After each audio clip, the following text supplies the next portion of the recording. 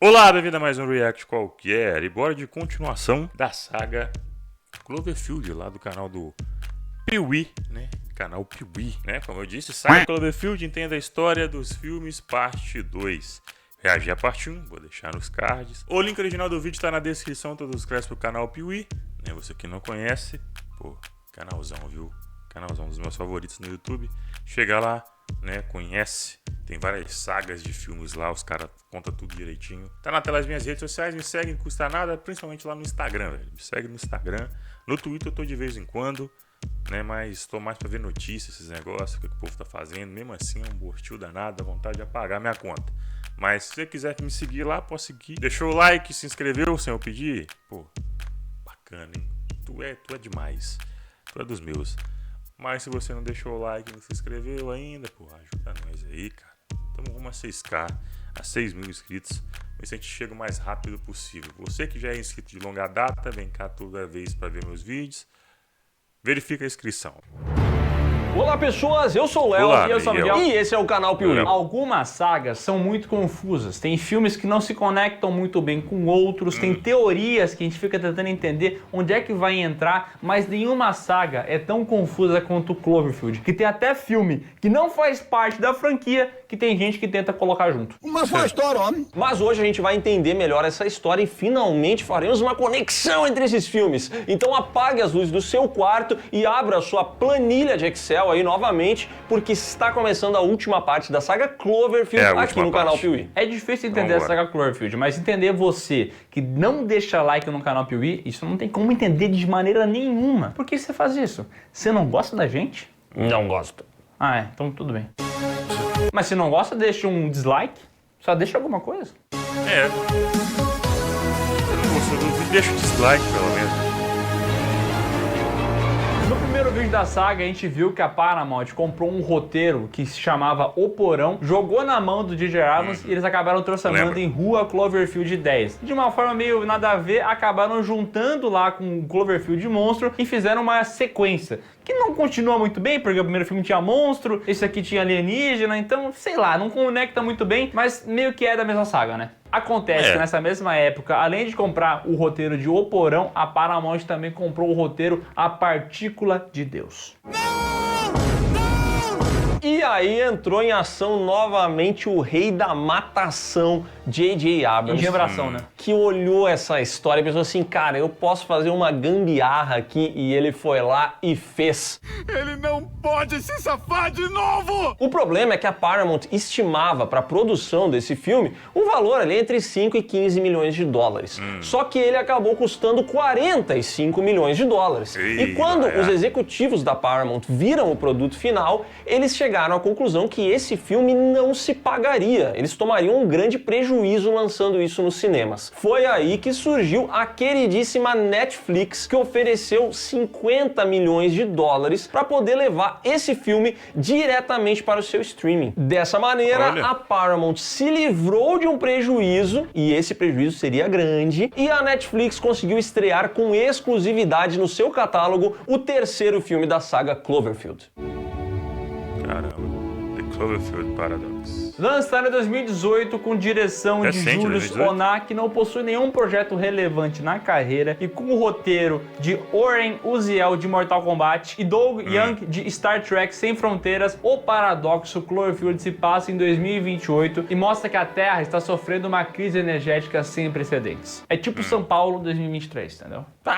Deu 3 dias de chuva, um calorão, todo mundo ligou os ar-condicionados, já era, a cidade ruiu. Tá testando um pouquinho a minha sanidade, a situação atualmente. A esperança da humanidade é o acelerador de partículas Shepard, que seria capaz de gerar energia infinita. Só que para isso ele precisa ser testado e ativado. E é justamente para isso que é lançada ao espaço a estação Cloverfield, que possui ali entre os seus tripulantes a nossa protagonista Hamilton, o alemão Schmidt, o russo Volkov, a chinesa Tan, o americano Kiel, que é o líder dessa equipe, o irlandês Mandy e o brasileiro Monk Acosta, porque os roteiristas não se deram nem o trabalho de procurar um nome brasileiro. Como que é possível eles serem tão burros assim? Acontece que, segundo o conspiracionista Mark Stamper, fazer esse teste desse negócio de partículas e tal pode acabar fazendo uma ruptura no espaço-tempo e fazer o tal do paradoxo entre o passado, o futuro, o presente, e isso poderia até trazer criaturas monstruosas para a Terra. This experiment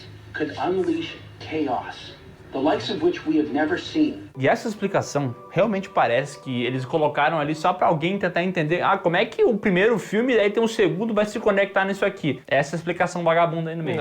Paradoxo Cloverfield, linhas do tempo, portais em tudo quanto é canto, tá dada a explicação. Foi lá, eles marcaram o checklist. Check, conectei. E sabe o que é bizarro? Porque não é uma explicação que tem algum tipo de esmero científico, entendeu? Vai mudar o passado com o presente. Isso seria uma coisa, mas não. É mudar o passado com o presente com dimensões paralelas atraindo monstros. Só bagunça. Caraca! Trabalho porco. Mas não tem muito o que fazer, pode até ser que alguns autores considerem isso algo muito arriscado, só que a Terra precisa dessa energia. Então a estação Cloverfield vai até o espaço, realiza o seu primeiro teste, que falha, e aí eles passam outros 2 anos trabalhando até realizar um novo teste, que esse sim dá errado de novo, porque gera uma grande explosão na nave. Ei. Só que o problema não é nem essa explosão, porque eles conseguem conter a situação. No entanto, eles percebem que eles foram parar do outro lado do Sol e que a Terra simplesmente desapareceu, assim como a bússola da estação Cloverfield. E aí eles começam a investigar a nave, tentando descobrir o que aconteceu, e aparentemente aquilo que Mark Stamper disse fazia sentido. Parece que eles viajaram para uma outra dimensão. E isso se comprova quando eles encontram, ali no meio da nave, nas entranhas da nave, uma tripulante que não pertenceria àquela nave, mas que pertencia àquela nave em outro universo. E aí eles vão lá, encontram uma foto, falam, peraí, essa menina estava com a gente aqui, mas na verdade é uma outra tripulação, o que aconteceu? Tudo se misturou? O que está acontecendo? Essa mulher é a Jensen, que fala que ela estava na estação Cloverfield, que caiu, e ela foi a única sobrevivente que de alguma maneira foi parar ali no meio da parede dessa outra estação Cloverfield, nessa outra dimensão. Ela inclusive fala que é muito amiga da Hamilton, que lá no universo dela não foi até o espaço na estação Cloverfield, mas ficou em terra, curtindo seu marido e seus 2 filhos, porque a Hamilton tem todo um drama envolvendo a morte dos filhos dela, que acabaram falecendo devido a um incêndio que ela causou por conta de um sistema de aquecimento da casa. Essa subtrama tem a profundidade dessa mesa aqui, então ela só nos é falada algumas vezes e ela sempre aparece em momentos-chave do filme para atrapalhar o andamento das coisas. Aliás, a gente também vê na linha do tempo principal que o marido da Hamilton ficou na Terra e agora ele está sobrevivendo porque a Terra está passando por várias dificuldades. Depois daquela explosão da nave, algumas coisas estranhas estão acontecendo na Terra, então ele encontrou lá uma garotinha, ele começa a proteger ela em terra, então a gente vai ter várias cenas dele indo de um lado pro outro com essa garota. E como o Léo falou, essas cenas não servem pra nada, né? Serve pra de alguma maneira ter essa conexão com o monstro, entendeu? Mas claramente é algo que precisava ser cortado e só serve pra inchar um roteiro extremamente problemático. Papo super profundo, cara. Mas vamos seguir adiante porque não é só o aparecimento de uma nova tripulante que acontece naquela nave. Várias coisas bizarras passam a acontecer. E uma delas está relacionada ao russo Volkov, que começa a se sentir meio mal, que começa a pensar que tem alguma coisa dentro dele, e de fato tem, porque de repente tem um colapso, começa a vomitar vários vermes e acaba morrendo ali. Eita. Já o irlandês Mandy acaba tendo seu braço absorvido pela nave. Ele começa a tentar tirar o braço, não consegue. Daqui a pouco o braço dele desaparece e ele fica lá com um cotoquinho. Mas daqui a pouco o braço dele aparece sozinho, se mexendo. E aí eles falam, o que vamos fazer com esse braço trapalhão? O que vamos fazer com essa mãozinha da família Adams? Larga na mão dele uma caneta. E aí ele vai lá e escreve, abram o russo. Aí quando eles vão abrir o corpo do russo, tem a bússola da nave lá dentro. Ou seja, assim, esse negócio do paradoxo Cloverfield, misturar dimensões e tal, é uma desculpa safada que o J.J. Abrams utilizou pra poder botar qualquer coisa. Qualquer coisa que ele quiser, ele pode colocar porque, é paradoxo, é dimensão paralela, então vale tudo. Não precisa fazer sentido, entendeu? Tipo, quando tu para pra pensar, é um braço que tá se mexendo sozinho, escrevendo qual que é a consciência desse braço, o que que é isso, entendeu? É tipo um episódio de Rick and Morty, sem a parte de ser engraçado. Você é um idiota do cara. Esse filme, teoricamente, seria a explicação para todos os outros, né? Aconteceu algo em uma linha do tempo em 2030, que foi a ativação do Shepard. Isso abriu vários portais e acabou influenciando outras linhas do tempo. Então, lá em um outro universo, chegou um monstro em 2008. Lá em uma outra situação que se passava em 2016, não necessariamente no mesmo universo, chegaram outras criaturas. O problema é que essa explicação anula boa parte do que alimentava o mistério dos dois primeiros filmes, porque a gente precisa lembrar que esses filmes sempre tiveram uma grande campanha de marketing e um tom de conspiração em volta deles. Por exemplo, quem ia mais a fundo nesses materiais promocionais do filme acabava conhecendo a tal da Tagruato, que era uma companhia que atuava com pesquisas genéticas, tecnologia e extração de petróleo e minerais do fundo do mar. Foi justamente nessas extrações que eles acabaram encontrando o tal néctar do leito marinho, que até foi transformado pela Tagruato em uma bebida, o tal do sluxo. E lá o Rob, do primeiro filme, Cloverfield Monstro, lembra que ele estava indo embora? Ele ia trabalhar nessa companhia. E o que realmente importa é que esse néctar do leito marinho era o alimento de uma criatura que vivia ali nas profundezas do oceano e que acabou sendo acordada pela Tagruato. Essa criatura seria o monstro Cloverfield lá do primeiro filme. Quem também trabalhava na Tagruato era o Howard do segundo filme. Só que nesse caso ele trabalhava mais na parte dos satélites e tal. Ele até comenta que ele tinha experiência com isso, é por isso que ele também conhecia um pouco sobre militarismo. E assim, indo um pouco mais a fundo nessas informações, a gente descobre que ele inclusive havia sido eleito funcionário do mês dessa empresa pouco tempo antes de acontecer todo aquele caos do filme Rua Cloverfield 10. O que dá a entender que o trabalho dele com satélites de alguma maneira pode ter permitido contato com raças extraterrestres, o que teria aí sim resultado em toda aquela tragédia que a gente viu no segundo filme. Não entendi nada. E aí, no terceiro filme aí, Paradoxo Cloverfield, a Tagruato estava fazendo satélites. Não, na verdade não tem nada a ver, porque nesse terceiro filme aqui, basicamente eles pegam todas essas teorias e jogam por água abaixo. Eles meio que colocam essa solução preguiçosa de fazer um paradoxo temporal e juntar várias dimensões diferentes. E aí fica muito fácil, porque como eu falei antes, tudo é possível, entendeu? Um braço pode funcionar sozinho, um monstro pode entrar na Terra, um alienígena pode entrar lá, e assim não dá nem pra saber se é o mesmo universo. O Howard vive no mesmo mundo que o Rob? Talvez não. O Howard, inclusive, tem o sobrenome Stumbler, que é o mesmo do conspiracionista que a gente vê aqui nesse filme. Então, assim, de modo geral, o Paradoxo Cloverfield adota uma explicação muito simplória para todas as coisas, que é o famoso rombo na linha temporal, e aí passa coisa de lá, passa coisa de cá. Mas, apesar de ter essa resposta simplória, esse filme jamais consegue ser simples. É impressionante como o roteiro é ruim, como ele consegue se perder a todo momento. Esse filme é muito desconjuntado. Eles trazem, primeiro, várias dessas situações que a gente não pode se questionar. Por que que o braço separou do cara? Por que que o braço sabe escrever? Por que que esse cara, o Mandy, aceitou tão bem que ele está sem um braço agora? Ele nasceu o braço e ele tá vivendo normalmente, parece que é segunda de manhã. Tá tranquilo, tá favorável. A direção do filme também é muito infeliz, porque eles não conseguem adotar um tom. Então o Mandy é um personagem piadista em um filme onde claramente o humor não tem espaço. Esse filme aqui não tem espaço pra humor, e esse personagem horroroso fica fazendo piadinha pra lá e pra cá. Cara, é impressionante como parece que 10 mãos amputadas se juntaram e escreveram o roteiro desse filme. Porque as coisas, elas não se conectam, elas não funcionam, e a jornada é extremamente desagradável, já que o filme ainda tem um roteiro inchado, fica mostrando pra gente o drama pessoal da Hamilton sem jamais se aprofundar nisso. A gente fica vendo o marido dela na Terra, indo de um lado pro outro. A gente tem essa tripulação completamente ausente de carisma. Cara, é um filme muito ruim. Esse filme aqui, se ele não tivesse o nome Cloverfield, jamais ele estaria sendo mencionado em qualquer lugar do mundo. Jamais, jamais, jamais, jamais.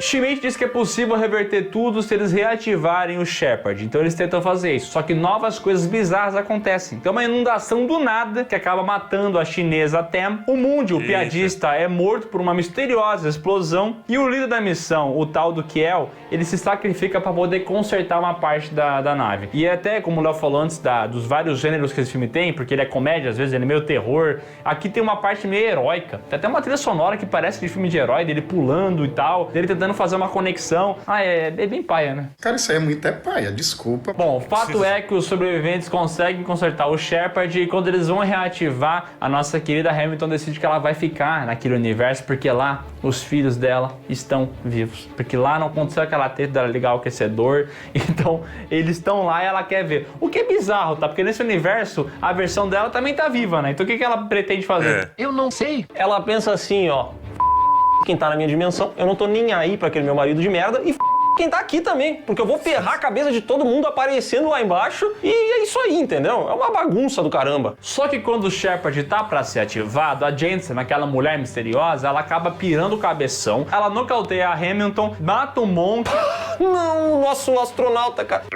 Aliás, por que eles não levaram o Marcos Pontes, o astronauta brasileiro, ia garantir pelo menos um sono melhor pra todos os tripulantes da estação Cloverfield? Sabia que a gente tem um astronauta brasileiro só porque a gente trocou o ET de Varginha com os americanos? A gente levou o corpo do ET de Varginha pra eles. Também, né? E em troca eles nos deram um astronauta brasileiro. Foi uma boa troca, pois hoje todos estão aí dormindo com a tecnologia da NASA em suas camas. Mas vocês aí, o traveiro da NASA não é da NASA mesmo, né? Depois de matar o Monk, nocautear a Hamilton, ela ainda mete uma bala no Schmidt. E a ideia dela é o seguinte, ela quer manter esse negócio do Shepard no universo dela, porque o universo dela precisa de energia, entendeu? Ela só quer salvar os dela. Os verdadeiros sei quem são. Mas a Hamilton consegue retomar a consciência, consegue parar a Jensen e decide melhor. Ela não vai ficar naquele universo ali, ela só vai usar o tempo dela pra mandar uma mensagem pra versão dela daquele universo com os seguintes dizeres: cuidado com o aquecedor, tá? Contrata um especialista nisso aí, não vai fazer que nem o Gugu, tá? Gugu. Resolve as coisas com um profissional, porque senão seus filhos podem morrer. Coisa que não faz o menor sentido, porque se naquele universo ela não foi pra nave, não vai ter esse lance de aquecedor, entendeu? Porque não é o mesmo universo. Ela não tem como saber que vai ter isso, né? É muito confuso, assim. Tipo assim, eu suspeito que uma versão dela, daquele universo, mandar uma mensagem pra ela, tem o potencial de destruir a cabeça dos filhos dela e dela também. Não é como se ela estivesse voltando ao passado, e somente ao passado, pra falar assim, ô minha amiga, não liga isso aqui porque vai dar merda, entendeu? Não, ela está indo para outra linha temporal, onde não tem como saber se isso vai acontecer, não tem como saber se ela mora na mesma casa, não tem como saber absolutamente nada. Mas esse filme é completamente ausente de lógica, então a gente nem pode ficar se perguntando muito, senão a gente enlouquece. Esquece essa merda aí, porra.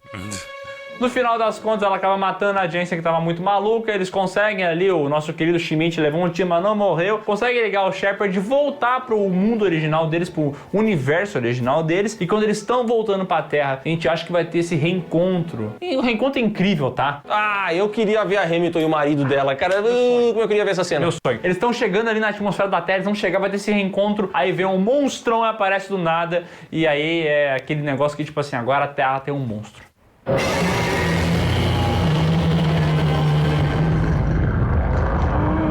Teoricamente, esse monstro seria o mesmo do primeiro filme, porém agora ele está adulto. Essa é a explicação, já que esse filme aqui é uma grande porcaria, que o melhor que a gente faz é ignorar completamente ele e aproveitar os dois primeiros, que são bons filmes. O paradoxo Cloverfield teve ali seu custo em 45 milhões, a Paramount recebeu 50 da Netflix, então pra Paramount foi bom, tá? Deu certinho. Pra Netflix, acho que talvez, porque eles anunciaram um filme do Super Bowl e logo depois já tinha o filme disponível, então muita gente deve ter apertado o play lá pra assistir o filme. Mas assim, ele morreu uma semana depois porque o filme é ruim, né?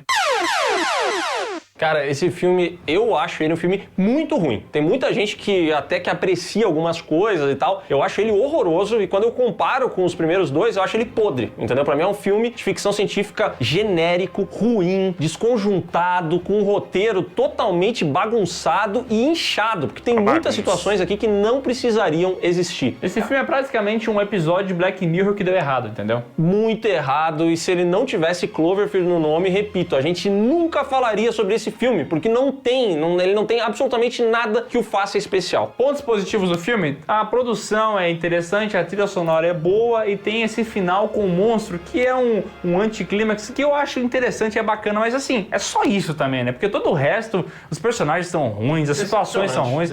É muito decepcionante. Que porcaria! Até aqui, Paradoxo Cloverfield é o último filme dessa saga. Acontece que o J.J. Abrams e seus amigos adoram escrever vários filmes, né? Acontece que tinha um tal de Billy Ray, que é um bom autor de filmes de suspense e tal, que tava ali junto com o nosso querido J.J. Abrams. Eles escreveram um roteiro e olha só, a Paramount decidiu comprar mais uma vez. E aí, o que isso tem a ver com Cloverfield? De novo, não!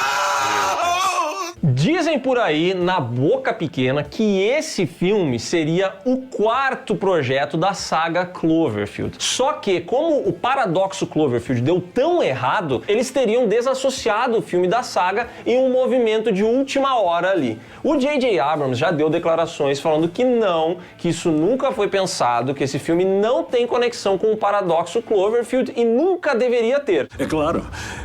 É claro. Mas foi ventilado durante o período de produção dele de que existiam conexões e os próprios fãs da saga Cloverfield começaram a traçar algumas possíveis conexões entre esse projeto e essa saga para tentar validar a ideia de que talvez ele realmente seria o 4º Cloverfield. E vamos ser sinceros, tá? O primeiro filme era um roteiro... Será que tem aqueles fãs que é louco pelo Cloverfield? Ah, Cloverfield é o melhor filme que tem. Acredito que eles transformaram em Cloverfield Monstro. O segundo filme era um outro roteiro, não tinha nada a ver com nada, que transformaram numa espécie de continuação. O terceiro também, tá? Pegaram um outro roteiro, A Partícula de Deus, e tentaram engembrar pra ser o terceiro filme. Então é bem provável que realmente eles trabalhem assim. Pega uma ideia ou outra, bota uma conexão porca aqui e ali e tenta conectar tudo. Então, isso aqui poderia ser um filme de Cloverfield fácil. Será? I have full confidence in your skill and knowledge. Lançado em 2018 com direção de Julius Avery de O Exorcista do Papa e roteiro de Mark L. Smith de O Regresso e Billy Ray de Jogos Vorazes, Operação Overlord se passa em 1944 e mostra aquela famosa operação do dia D. Tem vários soldados americanos nos seus aviõezinhos tentando invadir a França ocupada pelos nazistas. Atenção! Começa agora uma teleaula de história do ensino médio. E um desses soldados é justamente o Edward Boyce, que tá ali com seus colegas visando destruir uma torre de interferência de transmissões de rádio para permitir que os aliados se comuniquem enquanto tá rolando aquela invasão. Ele quer restituir o WhatsApp. É isso aí, o pessoal tá mandando mensagem, fica o reloginho, a mensagem não vai, nunca tem 2 risquinhos. E o azul nunca veio. E o azul nunca aparece. Volta com o WhatsApp, por quê? Só que antes que ele consiga restabelecer essa conexão, o avião onde ele está é atingido e o Boyce vai parar no meio do mato. É justamente ali que ele é encontrado pelo especialista em explosivos Ford, interpretado pelo Wyatt Russell, e eles também localizam ali outros 3 soldados, porém um deles morre rapidinho ao pisar numa mina e assim... Ah, cara, e ele tava falando da história que ele escreveu um livro, cara, e ele morre. Infelizmente a gente nunca vai poder ler esse livro. Por que tá fazendo isso com a gente?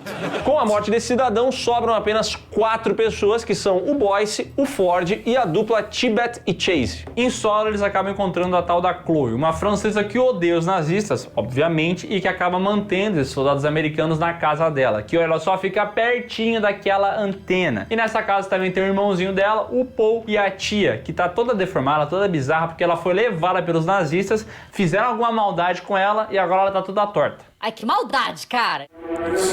O bacana é que esse filme aqui começa como um famoso filme de guerra. Inclusive tem essa cena do avião sendo atingido, é da hora, tem uma boa direção e tal. Mas assim, até metade dele é total um filme de guerra, como a gente já viu várias outras vezes. Alguns mistérios são pipocados, como essa tia que tem uma tosse que parece um cachorro com uma doença. Mas a gente não sabe ainda o que tá acontecendo, né? E os americanos ali na casa da Chloe começam a botar a operação em jogo, porque eles precisam destruir a torre. Então, o Tibet e o Chase saem ali para dar uma averiguada na área e ver se eles encontram mais alguém do pelotão, enquanto o Ford e o Boyce ficam na casa, escondidinhos. E ainda bem que eles estavam ali, porque na sequência chega um grupo de nazistas fazendo uma ronda. E o líder deles, o tal do Waffner. Waffner, inclusive, que é interpretado pelo Michael Shannon da Shopping, né? A questão é que o Waffner não tá ali para investigar nada. Ele tá ali para abusar da Chloe, porque ele tem meio que um acordo com ela de que ele não vai levar o irmãozinho da garota embora desde que ela aceite ser abusada. Só que os 2 americanos, o Boyce e o Ford, estão no sótão, começam a ver essa cena e o Boyce, ele fica com tanta raiva que ele não aguenta. Ele desce e rende o Waffner. E aí os 2 amarram esse cara no sótão e começam a ficar preocupados, porque eles vão ter que ir até a torre e destruir tudo antes que os nazistas venham atrás do Waffner. Então o Boyce sai dali para encontrar o Tibet e o Chase para eles iniciarem iniciarem logo a operação. O Boyce sai, começa a procurar ainda na região, só que acaba sendo avistado por um pastor alemão, já que eles são soldados alemães, então esse pastor cachorro é alemão. Todo pastor na Alemanha é um pastor alemão. É verdade. Nesse caso, o pastor alemão é alemão, é um pastor alemão. Sabe como é que ele late? É assim que ele late. E daí o Boyce fica desesperado, porque tem um cachorro assim atrás dele. É um cachorro que late assim, é assustador. Mas ele consegue escapar do cachorro na caçamba de um caminhão, e esse caminhão acabou levando até uma base secreta dos nazistas. E aí ele começa a averiguar essa situação, e lá ele vê um verdadeiro circo de horrores, porque tem pessoas pela metade, tem ali só uma traqueia e um rosto falando, e ele acaba encontrando também um amigo dele que estava prestes a ser usado ali como cobaia em algum processo maluco.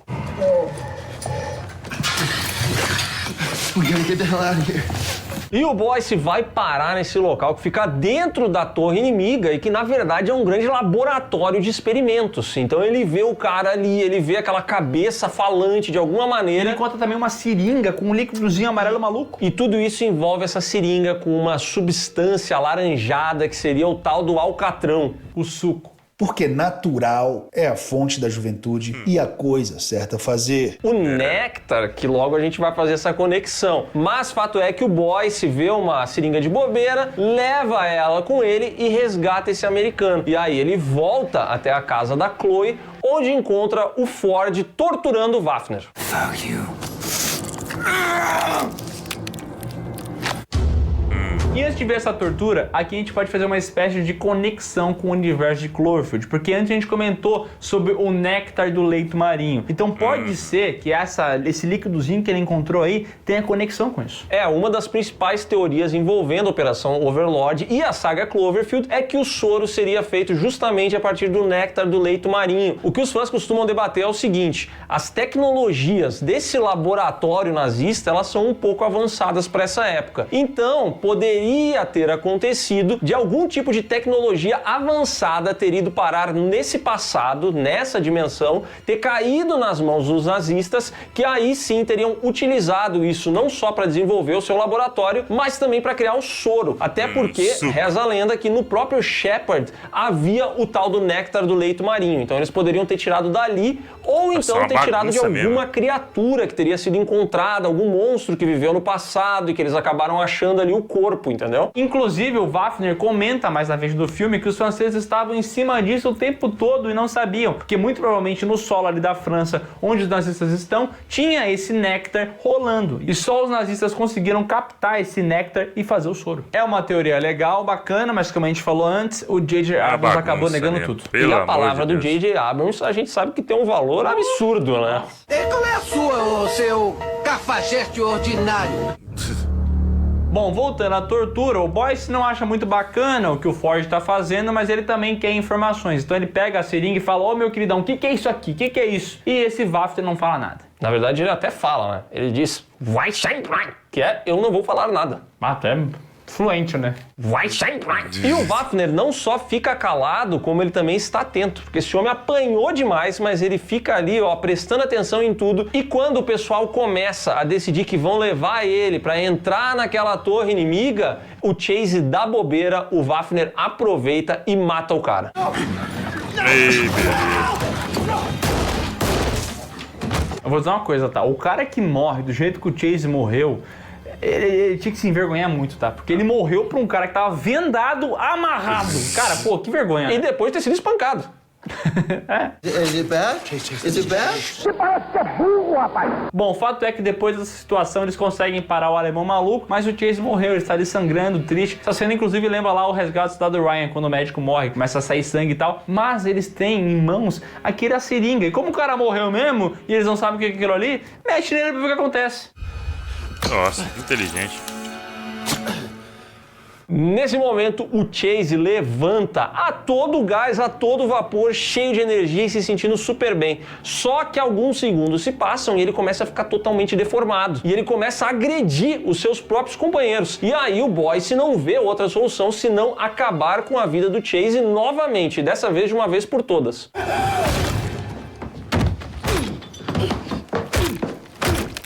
E enquanto os nossos trapalhões estavam ali brigando um com o outro, o Wafner, que não é bobo nem nada, aproveita a situação, pega o irmãozinho da Chloe, o pequeno Paul, e consegue escapar da casa. E aí eles até tentam parar o cara atirando nele. E um desses tiros acerta bem no rosto, arranca parte da mandíbula do Wafner, mas mesmo assim o alemão consegue escapar e leva a criança junto. Chegando na base, o alemão fala, pô, eu vou ter que pegar esse soro aqui e testar em mim. Eles nunca testaram o soro em pessoas vivas, como diz o cientista alemão, mas ele precisa, né? Porque tá doendo bastante esse maxilar dele aí, vamos ver o que acontece. Ele injeta o soro e fica super bem, ele fica forte. Esse é o famoso soro do super soldado. Você fez amor com o suco. E é justamente isso que os nazistas querem. Eles querem fazer esse soro aí para poder ter um Reich de 1000 anos. A 1000-year Reich needs 1000-year soldiers. Bom, além dessas conexões do suco que a gente falou agora há pouco, do néctar e tal, você também pode traçar um paralelo com a saga Cloverfield, porque começa como um filme de uma maneira e vai se transformando em outro, com essas teorias da conspiração e tal. E esse negócio de falar que nazistas tinham tecnologia avançada, que eles tinham contato com alienígena, os teóricos da conspiração adoram falar sobre isso. Uau! O cinema já fez isso muitas vezes, a gente já vê desde os caçadores da Arca Perdida, essas suspeitas de que eles têm algum tipo de poder especial, entendeu? Então não é uma história inovadora, mas ela é bem realizada aqui. O filme, que se inicia como um filme de guerra, acaba tendo algumas coisas de horror bem impressionantes. Quando a gente chega nesse laboratório, a ambientação é bem impressionante, é bem legal mesmo. Então ele tem alguns tons de mistério e de conspiração que também fazem os fãs conectarem a saga Cloverfield. Bom, os nazistas estão lá com o garotinho Paul e aí o Ford fala, olha, esse não é problema meu, nós temos que destruir a torre, a missão é essa. Só que o Boyce acaba convencendo o Ford a entrar lá e tentar resgatar o garotinho. Vamos nessa! O Boyce, o Ford e a Chloe invadem essa torre inimiga, os outros 2 soldados americanos dão cobertura pra eles e lá dentro não demora pra Chloe conseguir encontrar o seu irmão e resgatar ele. Só que algumas cobaias ali foram libertadas pelo Wafner. E então a mulher começa a ser perseguida por um super soldado nazista bizarro, um zumbi super soldado que vai à caça dela. Ela passa por maus bocados, mas consegue fazer o famoso churrasquinho de chucrute, taca fogo na criatura e escapa desse laboratório junto com seu irmão. Esse momento do filme parece até uma adaptação de Wolfenstein, porque é a Segunda Guerra Mundial, tem nazista, tem mutante, tem essa loucuragem, e é bem bacana essa ação do filme. Ele tem vários elementos, né, como a gente falou antes, ele começa com esse negócio de guerra, vira mistério, e aqui é um filme bem trashzão mesmo, tá ligado? A maquiagem é muito bem feita, tem muito sangue, muita violência, é bem massa, tá? Mas é impressionante como ele consegue fazer essas coisas funcionarem, porque o paradoxo Cloverfield também tentava ter algumas transições, elas eram sempre bruscas e sempre mal-vindas, assim, era muito esquisito. E aqui a história vai seguindo um rumo natural do qual ela sai de um filme de guerra e vai se aproximando muito mais do horror e da ação. Até porque vira porradaria no momento em que ficam só o Boyce e o Ford ali e eles estão plantando explosivos para destruir toda aquela torre. Só que o Wafner fica sabendo disso e encontra o Ford, espanca ele, dá o troco por aquela surra que ele tomou no sótão. Agora ele vai, espanca o Ford, o Boyce chega e tenta ajudar o cara, começa a atirar no Wafner e tal, mas isso não adianta. Só que a presença do Boyce ele permitiu que o Ford pegasse algumas seringas do super soro e se injetasse. E aí, nesse momento, a gente vai ver uma porradaria entre 2 super soldados.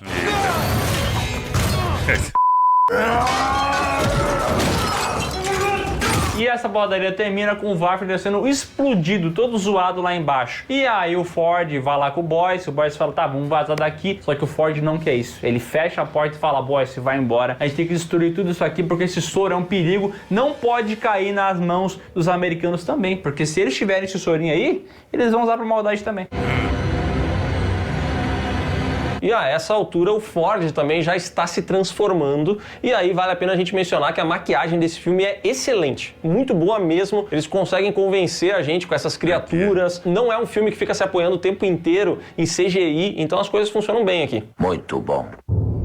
No final das contas, o Ford se sacrifica, explode toda aquela ambientação e junto o Wafner, que não tinha morrido ainda, mas depois dessa explosão não tem muito o que fazer, né? Caralho! Caralho, filha da puta, morre não! Boyce foge do local, consegue voltar à cidadezinha. Os seus superiores perguntam o que aconteceu e ele mente, porque ele não quer falar que eles tinham encontrado aquela espécie de soro lá. Eles têm que manter isso na maciota. E aí o filme termina com um gancho para uma possível sequência que não aconteceu e dificilmente vai acontecer. Operação Overlord custou 38 bilhões e faturou 40, então não fez uma grana muito boa. Assim, as críticas até foram positivas, mas esse filme aqui acabou não chamando a atenção das pessoas, o que é uma pena, porque ele é um filme bem legal, ele é um filme bem trash, assim, na parte da maquiagem, mas ele é bem feitinho, ele é bem divertido. Tu começa ali, pega um mistériozinho e tal, e depois que ele engrena com esse lance de super soldado, de quase zumbis, ele fica bem massa. Obrigado, amigo, você é um amigo. Eu não sei se esse filme realmente era pra ser conectado à saga Cloverfield, mas ele com certeza seria uma continuação melhor do que o Paradoxo Cloverfield. Porque se a gente pegar essa história com todas essas teorias dos fãs, por exemplo, e só colocar no laboratório nazista, talvez, alguma coisa relacionada à criatura, alguma coisa mais direta que mostre um monstro, etc., ou embaixo da terra, enfim, ele acabaria de alguma maneira se conectando ali à ideia dos monstros e de Cloverfield de uma maneira mais interessante, mais misteriosa e muito mais aberta do que o Paradoxo Cloverfield. Por exemplo, se no final desse Operação Overlord, depois daquela explosão que tinha lá a parte de baixo da França, isso de alguma forma, sei lá, acabasse dando um peteleco no monstro. Sei lá, talvez o monstro tava dormindinho assim, sabe? Ele, opa, sentiu alguma coisa. Não tô falando que seria bom, mas com certeza seria melhor do que essa bosta desse Paradoxo Cloverfield. Acordei agora, essa cara inchada. Exatamente, não é um filmaço, mas é um filme divertido, é um filme interessante que hoje em dia a gente não pode falar que faz parte da saga Cloverfield, porque ele realmente não faz. Mas um novo capítulo está a caminho. Dessa vez, reza a lenda que ele será escrito para de fato ser uma continuação, especialmente de Cloverfield Monstro. O pessoal também comenta que vai ter uma espécie de vírus mortal rolando, então a gente tem que esperar realmente um trailer para saber o que vai ter. A parada é o seguinte, tá? Conhecendo essa saga como a gente conhece, vai ser uma maluquice, vai ser difícil de entender como é que isso conecta, mas a probabilidade de ser um filme bom é grande, tá? Porque essa saga tem ótimos filmes, e agora vem o nosso ranking. Pra mim o melhor é o Rua Cloverfield 10, acho um filmaço de suspense. Depois vem Cloverfield Monstro, que eu acho assim bacana, um filme bem massa. Depois que engrena ali dos jovens fica bem bom. Na sequência vem o filme que não faz parte da franquia, mas pra mim é bem melhor do que o que faz, que é a Operação Overlord. E por último, lá no inferno tem o Paradoxo Cloverfield. O meu ranking é exatamente o mesmo e eu gostaria de ressaltar mais uma vez que eu acho Rua Cloverfield 10 um filmaço. Eu acho esse filme realmente muito bom. Se você nunca assistiu, assista ele, mesmo que você já saiba o que vai acontecer, porque vai ser uma boa experiência. Cloverfield Monstro eu também acho um ótimo filme de found footage. Operação Overlord não tá no mesmo nível desses, é um filme divertido que vale a pena ser assistido. E Paradoxo Cloverfield, se não tivesse Cloverfield no nome, ninguém assistiria. Eu acho esse filme uma merda. Calma. Eu acho esse filme uma merda, destruiu essa... Chama meu cachorro! Sai! Então é isso, pessoal. Se você gostou desse vídeo, dá um like aqui embaixo, se inscreve no canal, marca o sininho e comenta qual é o seu filme favorito dessa franquia. Pode adicionar filmes que não fazem parte dessa franquia, como a Operação Overlord e até mesmo o Piratas do Caribe, o primeiro aquele. Esse não. Inclusive, tem até pessoas que conectam Cloverfield a Lugar Silencioso. Quer botar junto no ranking? Bota. Mas o Piratas do Caribe também, porque eles vão no mar e embaixo do mar é onde fica o monstro e o néctar do leito marinho. A maldição do Pérola Negra não era do barco. Pérola Negra é um nome que eles chamam o néctar marinho. Eu esluxo aquela bebida, dizem que ela era viciante. E o Jack Sparrow age de maneiras que parece que ele tá sempre, de alguma maneira, afetado por alguma bebida. Não era rum, era esluxo. Bom, enfim, trouxe essa conexão aí pra você que não sabia, fica a dica. E não esquece também agora de conferir os links que estão na descrição do vídeo. Vai nas nossas redes sociais, assista as lives do Miguel e ouça o PeeWeeCast, o podcast do canal Bom Piuí. demais. Beijo, tchau! Tchau. Bom, igual eu disse lá no primeiro, né? Eu dei mais vontade de ver o 1 e o 2. Parece ser bons filmes, né? Legais. Já tô no aguardo ali pra ver um momento bom pra mim assistir, né? Que o 1 e o 2 eu gostei demais. Curti demais aí no review deles. E eu vou pegar e vou assistir. Agora, esse Paradoxo Cloverfield parece ser ruinzinho mesmo. E o outro que ele mostrou da guerra ali, que eles mostraram da guerra, parece ser um filmezinho legal também. Vou dar uma chance. São 3 que eu vou dar uma chance. Paradoxo Cloverfield falou que é ruim. E pelo jeito é ruim mesmo, então nem vou ver. Bom, gostei, cara. Gostei. Principalmente, eu gosto muito de ver sagas assim de filmes que eu não vi, né? Que dá vontade de ver os filmes. Se o filme é bom. E Cloverfield foi um deles, né, velho? Legal, curti demais a saga. Vamos ver aí qual outra saga você quer aqui no canal. Vou deixar vocês escolherem também, pode comentar aí, entendeu? Fala qual saga que vocês querem que eu traga do canal Piuí. Tá na tela aí minhas redes sociais, ó. Me segue, não custa nada. Link original do vídeo, esqueci de falar, tá na descrição. Chega lá. Conheça o canal Piuí. Deixou o like, se inscreveu? Não, pô, essa é a hora. O vídeo tá acabando, quase 40 minutos de vídeo. Pô, deixa o like aí, se inscreve, né? Ajuda o canal a bater essa meta aí de 6.000 inscritos, os 6K. E você que já é inscrito de longa data, vem aqui todos os vídeos, né? Assistir. Verifique sua inscrição, se tá tudo certo. Se não tiver, se inscreve de novo. Ajuda nós aí, porque cada inscrição vale muito, mas muito a pena. Então, faz essa forcinha aí pra nós, pra ajudar o canal a crescer. É isso, vou ficando por aqui. Até o próximo react. Valeu. Tchau.